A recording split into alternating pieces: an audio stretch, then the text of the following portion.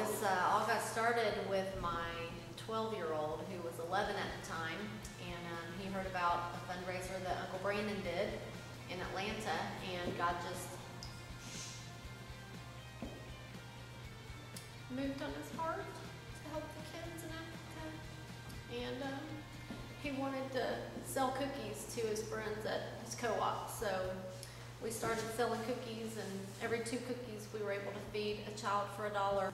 And with that little cookie drive, it was the confidence that I needed when he showed me the big vision of the big benefit that he wanted me to do here in Tyler, that if I was just obedient, that he would send the people to help. So the first year, we had 3,000 people come out, and we raised $50,000 for the kids in Africa and brought in 2,800 pounds of food for the local children here in Tyler. So God was faithful and did exactly what he showed me in my vision. Just a homeschool mom, never had planned anything bigger than a birthday party for my kids before last year when God showed me what to do with the first benefit festival that we did. Going to Africa changed me in a big way, more than just the obvious, people are in need and children are starving.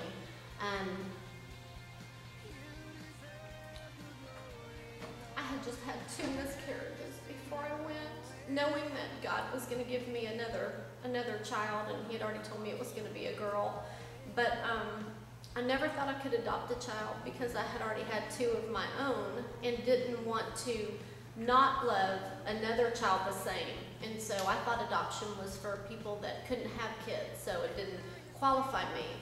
But once I was in Africa and I was around all those children who had nothing and they had no parents, and I knew that I could love any of them the same as my own children and wanted to adopt them. That wasn't God's ultimate plan. He brought me back to the States, and it was probably about 3 months after that trip that I got a phone call about a couple that was having a baby, and now today that is our little Jenna.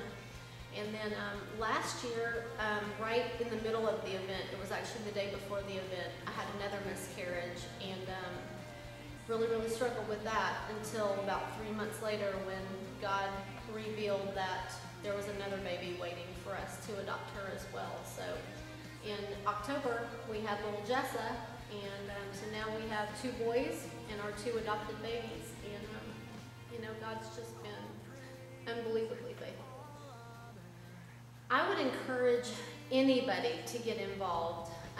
Not only is the purpose of feeding children just a gratifying experience, but the reason why we feed these kids is to be the hands and feet of Jesus to them. And so many people have said, Wendy, we have had Africa on our heart for so long, but we've never known how to do anything. It just seems like, so overwhelming, and we give them a practical way to plug in, because every dollar that we raise feeds a child for an entire week. So, even the little kids, you remember this started in the heart of an 11-year-old, 2 cookies, and he was able to feed a child for a week.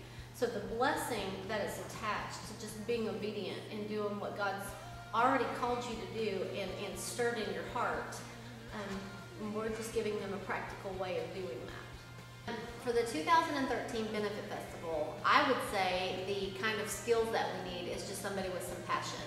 Somebody who God has already stirred in their heart that they want to be the hands and feet of Jesus, because once that desire is there, we can plug them into any kind of committee, whether it be silent auction, food court, sponsorships, just volunteering on the day of the event. There are so many ways to help, and we have lots of t-shirts that need to be sold, we have bands that need to be sold, and just people that pray for us. Even, the enemy doesn't like what we're doing, and God has walked before us and opened many doors, and the devil is right behind us trying to shut them all. So we need lots of prayer partners, so everyone can pray. But anybody that has any kind of desire to see little children be told about Jesus and his love and the hope that comes with knowing Jesus, those are the people that we want on our team.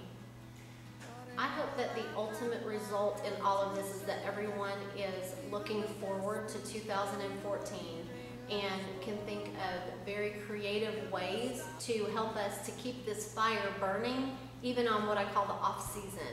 You know, January through May is, you know, it's crunch time and we're getting ready for the big day.